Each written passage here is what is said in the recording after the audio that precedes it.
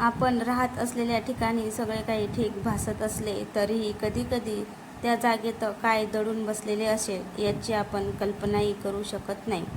बहुतेक वेळा आपण गोष्टीचे गांभीर्य लक्षात घेत नाही आणि मग असे काही भयानक अनुभव वाटायला येतात जे आपल्याला कायमची शिकवण देऊन जातात. असाच हा एक भयान अनुभव साधारण 3 ते 4 वर्षापूर्वीचा आहे. कोविड आणि लॉकडाऊनच्या आधीचा. आम्ही एका सोसायटीमध्ये राहायचो. आई मला नेहमी बोलायची की संध्याकाळनंतर सोसायटीच्या मागे जाऊ नको आणि मी नेहमी या ना त्या कारणाने तिचे बोलणे टाळायचो. मला चांगलेच आठवते, नवरात्रीचे ते दिवस होते. त्यामुळे आम्हा मित्रांनी रात्री जागरण करायचे ठरवले होते. आधी बिल्डिंगच्या मागे बसून गप्पा करू आणि संपूर्ण रात्र तिथेच घालू असे ठरले होते. पण मग खायलाही काही हवे असे एक जण बोलला आणि मग काय नॉनव्हेजचा बेत झाला. आम्ही जवळपास 3:15 पर्यंत गप्पा केल्या आणि आणलेले नॉनव्हेज खाल्ले. 3:30च्या सुमारास आम्ही सगळे घरी आलो. मला खूप झोप आली होती म्हणून मी बाहेरच्या खोलीतच सोफ्यावर झोपून गेलो. काही वेळाने अचानक आई आली आणि मला उठवू लागली. मी झोपेच्या ग्लानीत होतो. ती मला म्हणाली की मागच्या बाजूला कपडे सुकवायची क्लिप पडली आहे, ती जाऊन घेऊन ये. मी झोपेत असल्यामुळे जरा रागातच म्हणालो, अगं ही काय वेळ आहे का आणायची? मी सकाळी जाईन, आता मला झोपू दे. पण ती ऐकतच नव्हती. सतत म्हणत होती की जा लवकर उठ आणि घेऊन ये. शेवटी मी नाईलाजाने उठलो आणि घरातून बाहेर आलो. डोळ्यावर प्रचंड झोप होती, त्यामुळे जणू एखादे स्वप्न पाहतो की काय असे वाटत होते. नवरात्री असल्यामुळे बिल्डिंगच्या आवारात देवी बसवली होती. पण इतक्या रात्री मांडवात कोणी नसल्याने सगळे अगदी ओस पडलेले होते. मी बिल्डिंगच्या मागे आलो. डोळे चोळतच चालत होतो. पण का कोण जाणे मला वेगळेच जाणवत होते. माझ्या प्रत्येक पावलासोबत एक वेगळीच चाहूल भासू लागली, जसं कोणीतरी माझ्यावर नजर ठेवून आहे. याआधी मला असे कधीच जाणवले नव्हते. एकतर 3:15 होत झाले होते, त्यामुळे सगळीकडे शुकशुकाट पसरला होता. वातावरण प्रत्येक क्षणाला गूढ बनत चालले होते. तितक्यात एक थंडगार हवेची झुळूक अंगाला स्पर्शून गेली. मी एकदम शहारलो. तितक्यात मला क्लिप दिसली. मी पटकन ती उचलली आणि माझ्या फ्लॅटच्या खिडकीत बघायला वर पाहिले. मला वाटले की आई उभी असेल, मला पाहत असेल, पण ती बहुतेक झोपायला निघून गेली होती. तसे माझे लक्ष नकळत बिल्डिंगच्या टेरेसवर गेलं तर तिथे कोणीतरी उभं होतं. मनात विचार डोकावून गेला की अशा अवेळी कोण असेल, पण वेळेचे गांभीर्य लक्षात घेता मी बघून न बघितल्यासारखे केले आणि पुन्हा जायला निघालो. मी जशी चालायला सुरुवात केली तसा आजूबाजूला अंधार गडद होऊ लागला. जणू काही सोसायटीमध्ये लाईट गेली आहे. वातावरणातला गारवा खूप वाढला होता. अचानक सगळीकडे धुके पसरू लागले. जो आकार मी काही वेळापूर्वी टेरेसवर पाहिला होता तो आता मला माझ्यासमोर दिसू लागला. मी प्रचंड घाबरलेलो होतो. मी तिथून धावत सुटलो, पण मला मार्गच सापडत नव्हता. इतके धुके दाट झाले होते. शेवटी मी घाबरून एका कोपऱ्यात बसून राहिलो. पण पुढच्या मिनिटाला माझ्या बाजूला पाहिलं तर एक बाई बसलेली दिसली. नऊवारी साडी घातली होती. लांब सडक केस जे चेहऱ्यावर पसरलेले होते. मी तिचा चेहरा पाहण्याचा प्रयत्न करू लागलो. तसे झटकन मान करून तिने वर पाहिले. त्या केसामधून मला फक्त तिचे लाल भडक डोळे दिसले आणि माझी बोबरीच वळली. मी घाबरून जोरात ओरडायचा प्रयत्न करू लागलो, पण माझ्या तोंडातून आवाजच निघत नव्हता. मी हात-पाय मारत राहिलो आणि मला जाग आली. पाहिले तर मी माझ्या घरीच होतो. म्हणजे जे सगळे घडले ते स्वप्न होते. घड्याळात वेळ पाहिली तर बरोबर 3:40 झाले होते. मी तसाच झोपून गेलो. या स्वप्नाबद्दल कोणाला काही सांगितले नाही. मी ठरवले होते की आता पुन्हा बिल्डिंगच्या मागच्या बाजूला जायचे नाही. पण मित्रांच्या सांगण्यावरून मी पुन्हा तिथे गेलो.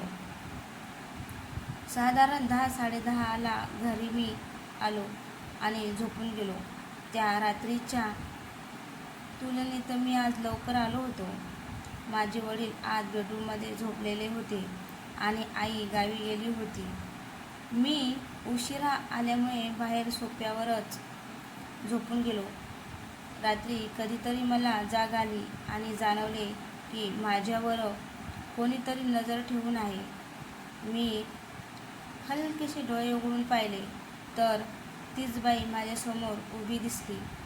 मी उठून पळायचा प्रयत्न केला, पण माझे संपूर्ण शरीर जणू जखडून ठेवले होते.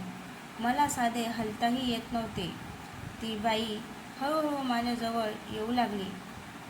तिने माझा पाय खेचला आणि जोरात ओढले. मी घाबरून देवाचे नाव घेतले आणि जोरात उठून देवघराच्या दिशेने धावत सुटलो. पुन्हा एकदा डोळे उघडले. पुन्हा एकदा भयानक स्वप्न. फरक फक्त एवढाच होता की आता मी सोफ्यावर नाही तर खरंच देवघरात होतो. पण मग हे स्वप्न होते की सत्य, काही कळायला मार्गच नव्हता. आता मात्र मी आईला सगळा प्रकार सांगायचा ठरवला.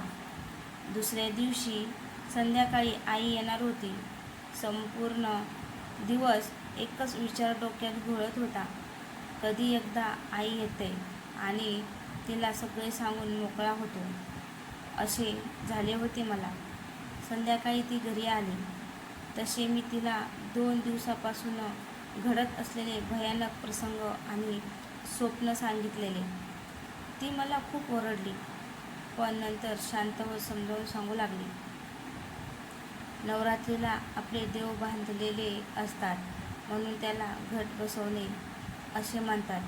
या काळात वाईट शक्ती मोकळ्या फिरत असतात. म्हणून शक्यतो या दिवसात मध्यरात्रीनंतर बाहेर फिरायचे नसते. मी इतक्या दिवसापासून बिल्डिंगच्या मागे जाऊ नको, त्याला एकच कारण आहे. तुम्ही जिथे रात्री बसून गप्पा मारता, खेळता आणि कधीकधी नॉनव्हेज वगैरे आणून खायला बसता, ती जागा चांगली नाही. आपण या सोसायटीमध्ये राहायला येण्यापूर्वी इथे राहणाऱ्या एका बाईने टेरेसवरून उडी घेऊन आत्महत्या केली होती. तुम्ही जिथे बसताना त्याच जागेवर पडून तिचे डोके फुटले होते. त्या भागात संपूर्ण रक्ताचा सडा पसरला होता. म्हणूनच मी इतके महिने झाले सतत सांगायचे की मागच्या बाजूला जाऊ नकोस.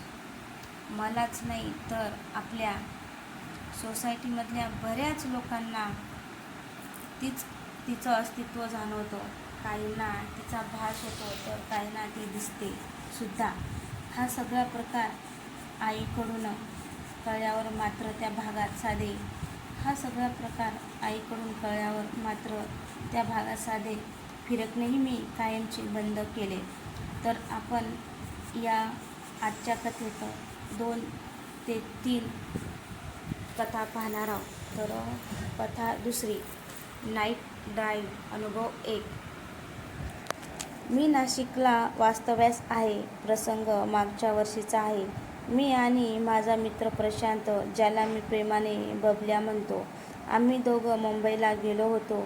आम्ही शॉपिंगच्या निमित्ताने आणि नातेवाईकांना भेटण्यासाठी मुंबईला जात असतो. मित्रांकडे कार असल्यामुळे आम्ही बाय रोड जातो. त्या दिवशीही आम्ही कारने गेलो होतो, पण सकाळी निघण्याऐवजी रात्री निघालो होतो, म्हणजे जास्त ट्रॅफिक लागत नाही म्हणून. जेवण वगैरे आटपून साधारण 10ला निघालो. रस्त्यामध्ये एका पेट्रोल पंपावर थांबून गाडीत पेट्रोल फुल करून घेतले. आम्ही दोघंच होतो, त्यामुळे मनसोक्त गप्पा चालल्या होत्या. साधारण 1 ते 1.5 तासांच्या प्रवासानंतर मित्र म्हणाला की एखाद्या टपरीवर थांबून चहा घेऊ, म्हणजे ड्राईव्ह करताना झोप लागणार नाही. तसे मीही हो म्हणालो. वातावरणातही गारवा जाणवतोय. मस्त गरम गरम चहा घेऊ आणि सोबत भजी वगैरे मिळाली तर मग विषयच नाही. आमचे बोलणे सुरू असतानाच रस्त्याकडेला एक चहाची टपरी दिसली. तसे आम्ही तिथे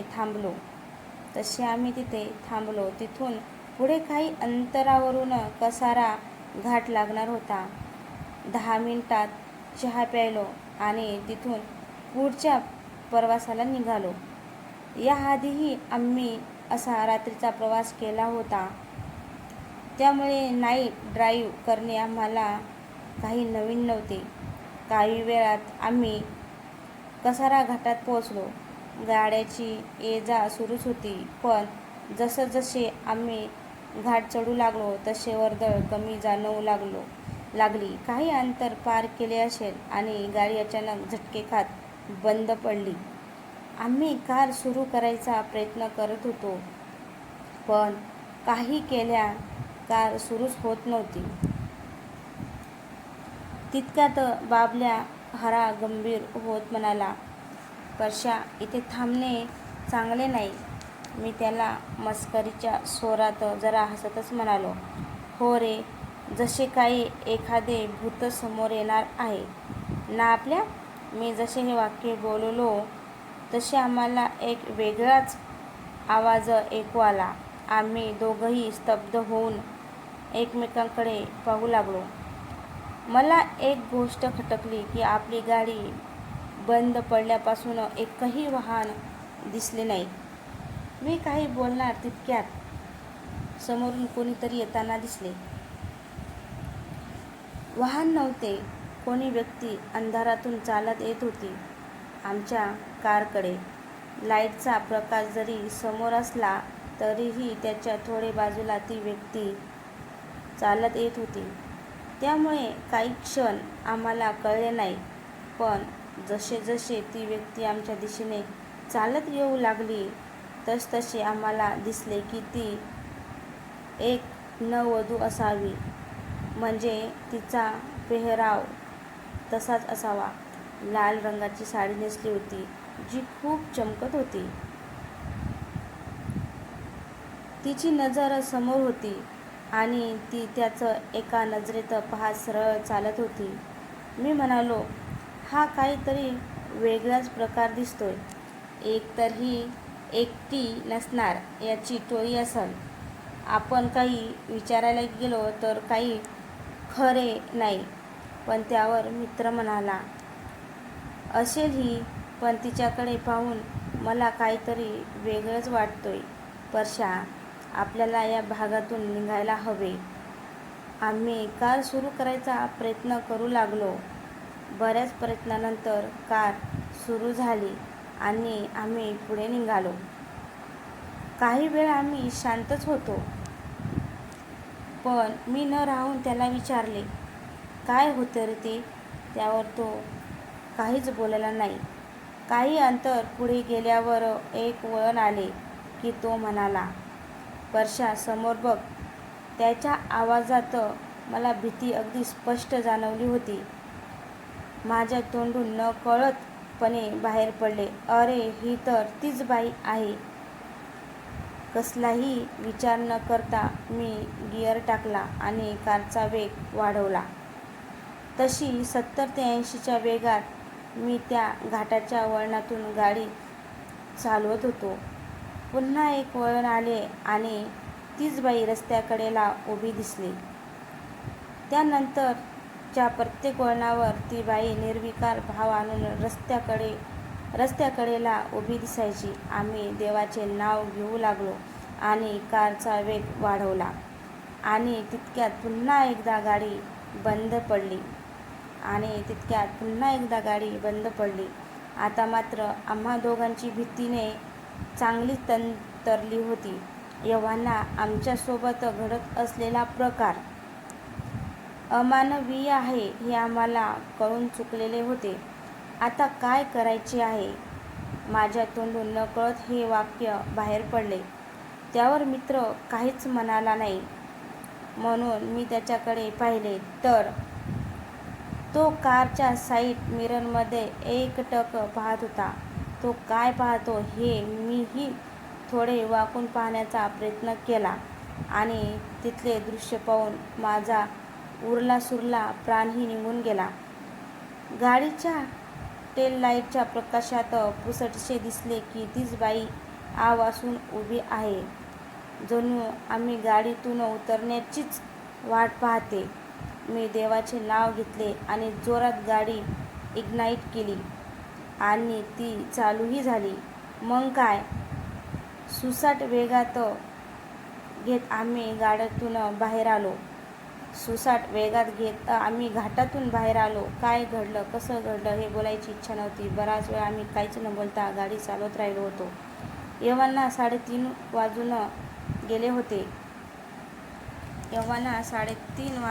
होते. काही अंतरावर थोडा वस्तीचा परिसर लागला तेव्हा जरा हायसे वाटले होते. तेवढ्यात एक टपरी दिसली. तसे मी गाडी रस्त्याकडेला घेत थांबवली आणि दोघंही खाली उतरलो. मी पुढे चालत गेलो आणि 2 चहा द्या म्हणून सांगितले. आम्हा दोघांच्या चेहऱ्यावरचा रंग उडाला होता. ते पाहून तो टपरीवाला म्हणाला, काय झालं? तुम्हाला काही दिसलं का रस्त्यात? मी एकदम त्याच्याकडे पाहिले पण काहीच बोललो नाही. त्यावर तो काहीच न विचारताच सांगू लागला, बहुतेक तुम्ही त्या बाईला पाहिले. खूप जणांना दिसते ती बाई. तुमची गाडी बंद पडली होती का घाटात? मी फक्त होकारार्थी मान डोलावली. त्यावर तो म्हणाला, 7 वर्षापूर्वी नवीनच लग्न झालेल्या एका जोडप्याचा अपघात झाला होता. त्यात ती जागीच गेली होती. तेव्हापासून तिचा आत्मा तिथेच अडकून पडलाय असे सगळे म्हणतात. त्या भागात हमखास गाडी बंद पडते. का पडते ते कोणाला माहीत नाही, पण ती बाई खूप जणांना दिसली आहे. आम्ही गणपती बाप्पांचे नाव घेतले आणि पुढच्या प्रवासाला लागलो. आजही कधी मुंबईला जायचा बेत झाला की आम्ही रात्रीचा प्रवास आवर्जून टाळतो. तर मित्रांनो, आता ही झाली दुसरी कथा. तर आपण आता पाहणार आहोत तिसरी कथा, नाईट ड्राईव्हचा दुसरा अनुभव. माझे संपूर्ण बालपण गावी गेले. तो काळच वेगळा होता म्हणा. गावाकडच्या गोष्टी काही निराळ्याच असतात. आजही कधी त्या गोष्टी आठवल्या की खूप वेगळे वाटते. गावी काम नसल्याने माझे वडील कामासाठी फिरतीवर असायचे. आजूबाजूच्या गावात तरी कधी तालुक्याच्या ठिकाणी त्यांना काम मिळायचे. म्हणून प्रवास भरपूर व्हायचा. वेळही ठरलेली नसायची. कधी लवकर घरी यायचे तर कधी मध्यरात्र उलटून गेल्यावर घरी यायचे. कारण कामाच्या ठिकाणहून उशीर झाला की गावात यायला वाहन मिळायचे नाही. असेच एकदा त्यांना बऱ्याच लांबच्या गावात काम मिळाले होते, जे काही दिवस तरी चालणार होते. रोज जाऊन येऊन काम करायचे. प्रवास साधा नसायचा. एस टी बस असली तरी ती अगदी गावात आत जायची नाही. त्यामुळे बसमधून उतरून काही अंतर चालत जावे लागायचे आणि मग रिक्षा स्टँडवर थांबायला लागायचं. मग रिक्षा भरेपर्यंत बसून राहायला लागायचं. एकदा त्यांना पोहोचायला रात्रीचे 12 वाजले होते. एस टीलाच उशीर झाला होता. बस स्टँडवर उतरून ते काही अंतर चालत गेलेले होते आणि रिक्षाची वाट पाहू लागले होते. खूप उशीर झाल्यामुळे रिक्षा मिळेल की नाही याची खात्री नव्हती. मध्यरात्र उलटून गेल्यामुळे संपूर्ण गाव निद्रेच्या आहारी गेले होते. अगदी थंडगार वातावरण आणि स्पशन शांतता. ते तिथेच एका बाकावर बसून राहिले आणि वाट पाहू लागले. बाजूला एक मोठे झाड होते. त्याकडेच पाहत होते. तितक्यात त्यांना कसलासा आवाज आला. जसं कोणी तरी रडतंय. ते आवाजाचा कानोसा घेऊ लागले आणि बाकावरून उठून दबक्या पावलांनी त्या आवाजाच्या दिशेने चालत गेले. त्या झाडामागे कोणीतरी होतं जे रडत होतं. ते हिम्मत करून पुढे गेले. खिशातून पेन्सिलची छोटी बॅटरी काढली आणि त्या भागात फिरवली तर तिथे एक बाई बसलेली होती. ते दृश्य पाहून काळजात एकदम धस्स झालं. कारण अशा निर्जन निर्मनुष्य ठिकाणी ती बाई एकटी काय करते? ती घाबरलेली वाटत होती. कोणाची मदत मिळेल का अशा भावनेने पाहत आहे असे त्यांना वाटले. बहुतेक ती आपल्याकडे मदत मागेल असे वाटत असताना तिने अतिशय घोगऱ्या आणि किळसवाण्या आवाजात विचारले, तुमच्याकडे तंबाखू आहे का? ते एकदम शहारले आणि त्यांना कळून चुकले की ही साधीसुधी बाई नाही, एखादी हडळ आहे. तितक्यात त्यांना आठवले की कामावर असताना काही लोकांचे बोलणे कानावर पडले होते. रिक्षा स्टँडजवळच्या झाडाजवळ हडळ दिसते. ते आठवताच अंगावर सरसरून काटा आला.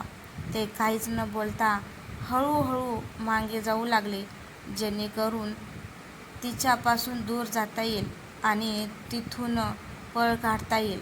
एव्हाना त्यांनी बॅटरीचा उजेड खाली जमिनीकडे केला. जसजसे ते मागे जाऊ लागले एक वेगळाच आवाज येऊ लागला आणि त्यांना जाणवू लागले की ती तिच्या खऱ्या रूपात येते.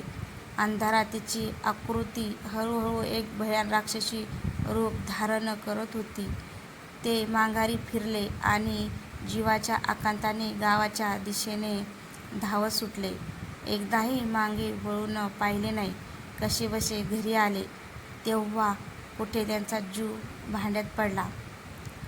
दुसऱ्या दिवशी त्यांनी आम्हाला घडलेला भयानक प्रकार सांगितला आणि आम्ही अगदी सुन्नत झालो. तर मित्रांनो, तुम्हाला ह्या तीनही कथा कशा वाटल्या? कथा आवडल्यास लाईक, कमेंट, शेअर करायला विसरू नका. आणि हो, आपल्या चॅनलवर कोणी नवीन असेल तर चॅनलला सबस्क्राईब करा जेणेकरून माझी प्रत्येक कविता, प्रत्येक कथा तुमच्यापर्यंत पोहोचू शकेल. धन्यवाद. भेटू अशाच पुन्हा एका नवीन कथेसोबत. तोपर्यंत धन्यवाद.